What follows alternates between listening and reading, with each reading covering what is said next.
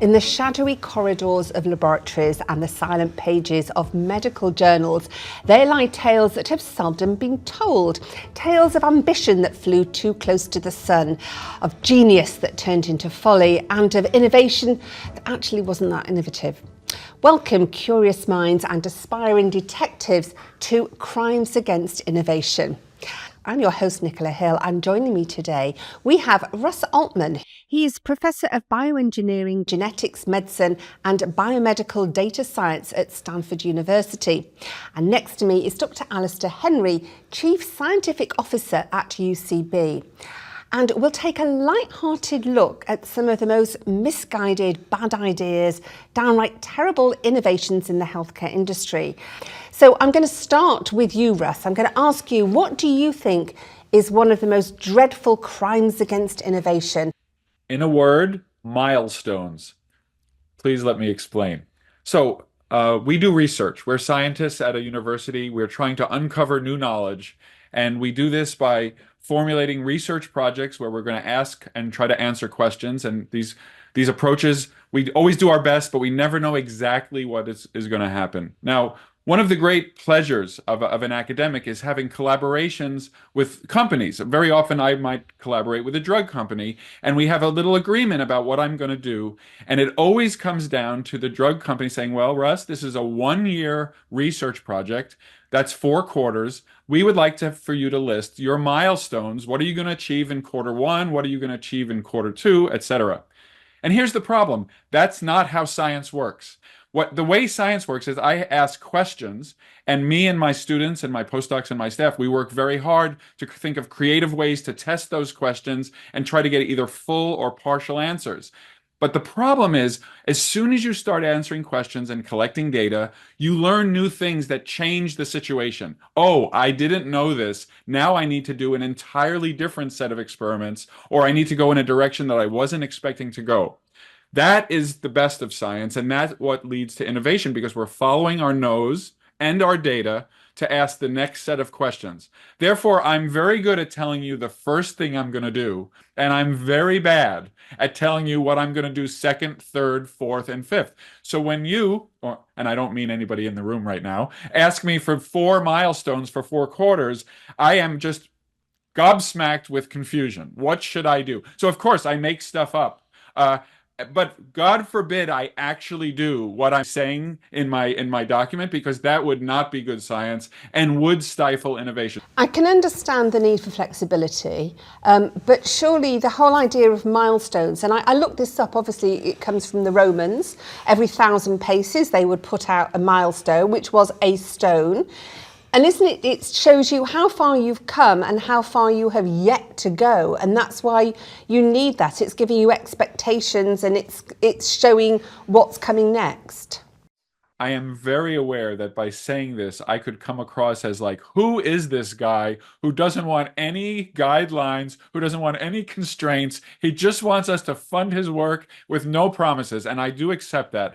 And you're right. That's what milestones are. So what we can promise is the kinds of things we will have done and explored, but we can't predict the results. And so you're right that there is a way to turn these milestones into kind of a list of experiments that we're planning to run or questions that we're planning to ask in each quarter. But the level of specificity that I can provide is usually not sufficiently specific for the people who I'm working with. I think part of the confusion is we're also thinking about research and development. And in development, it becomes an engineering discipline where you can have milestones. But research, unfortunately, is very organic. However, we do our best, and we do try to say, here's the questions we will ask in each quarter, and here's the types of results we might find. Okay, I'm going to turn this to you, Alistair, because of course you are the person who might fund Russ's research, but you will say, I want to see what I'm paying for. I want to know where we're up to. Have we progressed? Scientific exploration, of course, that's the fun. That's why we're all in the science. That's why we all joined as teenagers in our early 20s, and we did our postdocs, and it was just the sheer joy of the knowledge and exploring. Some of us were never going to climb to the top of Everest or take a trip to Mars, but this was the nearest we were going to get of exploring the unknown. And the milestone simply was finding what no one else had seen before. And what fun that was. It really was. However, I sit on the other side of the fence of thinking, I actually want to change the lives of patients by providing them a medicine in a timely way that will alter their lives and the lives of their loved ones. And you know what? I need that today. And I have to set milestones. And that's why my challenge to you is, the milestones help me know, am I any closer to those great objectives? Am I any closer to, should I keep funding your lab, Russ, or should I fund somebody else's who might get me to my cure a darn sight quicker than you can? And so Russ, milestones for me help me judge progress, how to measure output, and how to think, is this going where we need it to get to? Which for me is not the knowledge, it's ultimately the drug. To change the lives of patients. I think you should let Russ defend this, because I'm sure he's probably going to argue the point that his research might be better as long as you don't keep questioning when it's going to turn up. But I don't know. I'll let you have that argument, Russ. So let me say, everything that Alistair just said is totally reasonable. And part of it is because he's working for a company that is trying to make drugs. That's their product. And I'm working for an institution, a university, where knowledge is our product. But let me say, and I really think there is a resolution here, which is that these collaborations work best when there are actual human relationships in play, where we have lunch together and we have coffee together and we talk about it, and it's an ongoing relationship. So my problem with milestones is really at the beginning of the project, where I don't have the relationships yet and we haven't done anything together. In reality, we start working with Alistair and his colleagues, and we have regular meetings, and they watch the process. And then we can have quarterly meetings where we say, this looks good, let's continue to the next phase, versus that was a surprising set of results, we need to change course. And this is done in a collegial, collaborative, human manner. And so that's why these collaborations really do work, despite my dislike of the initial phases of trying to make up milestones. Because what do I do in real life? I give my best shot. I say, well, let's make sure we reevaluate the milestones every quarter, because that was my best guess. But it may change. And because of our relationship and the trust that we'll build throughout the course of the collaboration, we do have a mechanism for dynamically updating, so that I can feel that I can pursue new findings that were never anticipated on day one, but Alistair can have a mechanism for making sure that his money is not being flushed down the toilet. I like the fact that you use the word trust. It seems to me that being reasonable and trust are the two things that are into play here. Okay. Thank you for arguing your case about that's being the biggest crime against innovation, is having to have milestones. Alistair, let's turn to you. What do you think is the biggest crime against innovation? This might surprise you, but the biggest crime for me, the biggest barrier to agile innovation, is over-resourcing. Whoa, that's a challenge. Here it goes. So the allure of big and limitless budgets, the sort of platinum pass, the do what you will thing, of course, what does it drive? It might appear as a signal of importance, maybe even of urgency and priority, but in the end, it's the surefire way to kill creative thinking. Because what you need is something to drive innovation. You need a pressure that will drive it. And so, of course, what you need to do is not do more of the same thing. And if you've got a lot more money, you can do a lot more of the same thing. Actually, what you need to do is change the way of thinking. So approach your problem differently. Force people to think differently.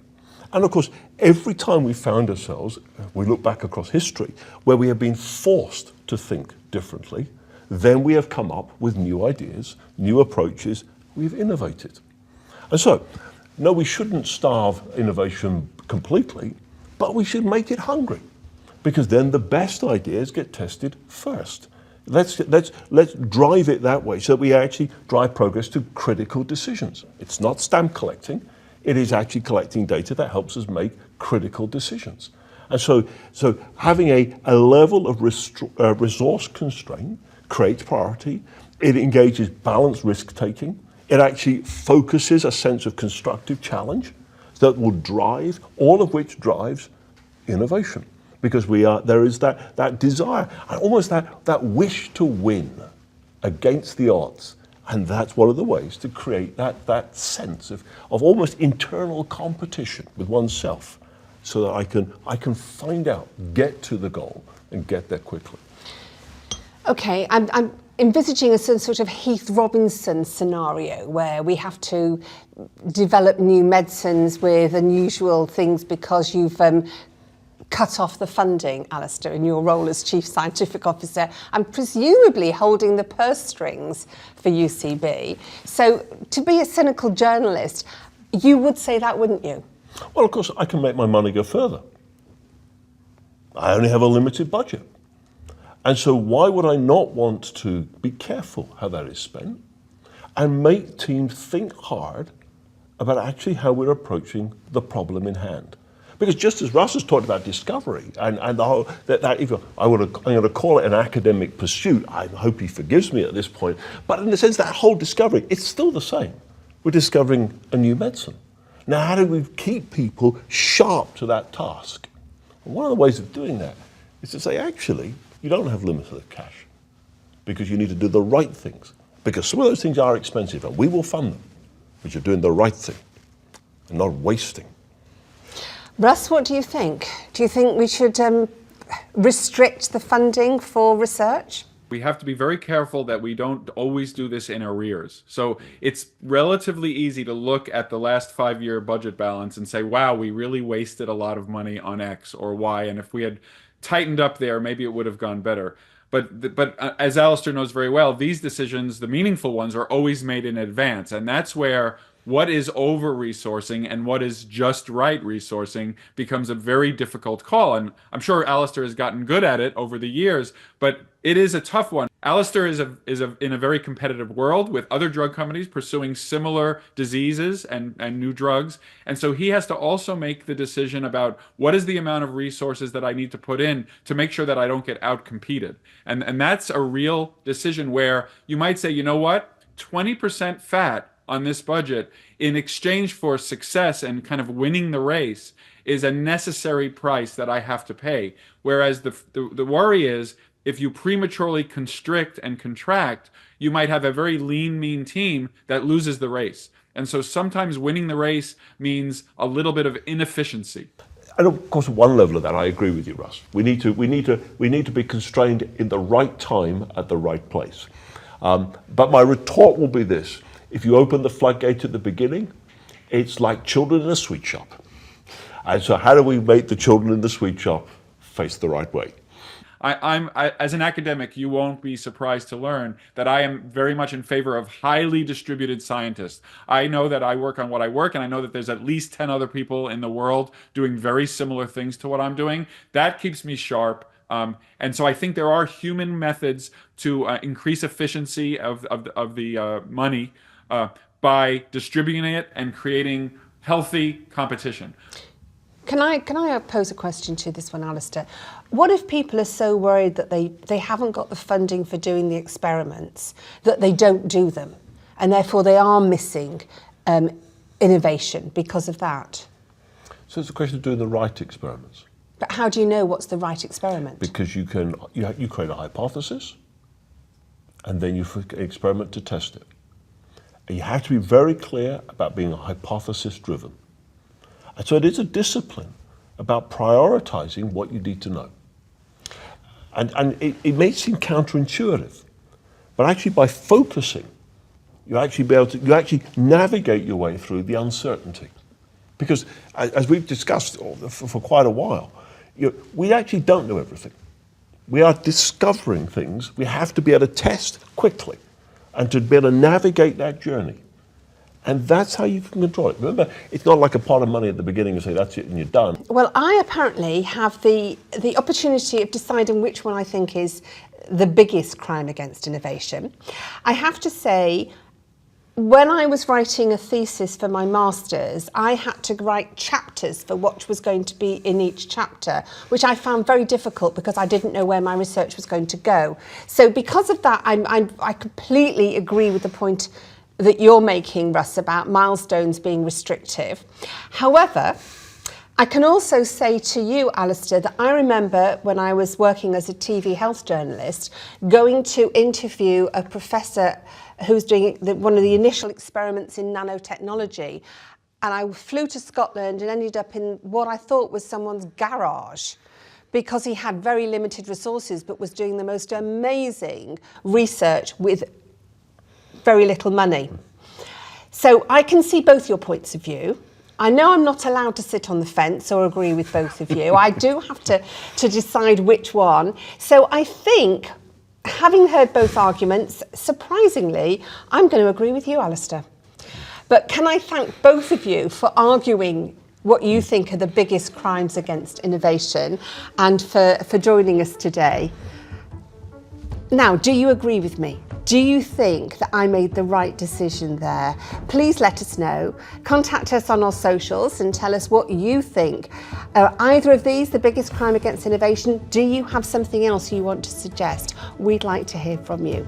Thank you for joining us.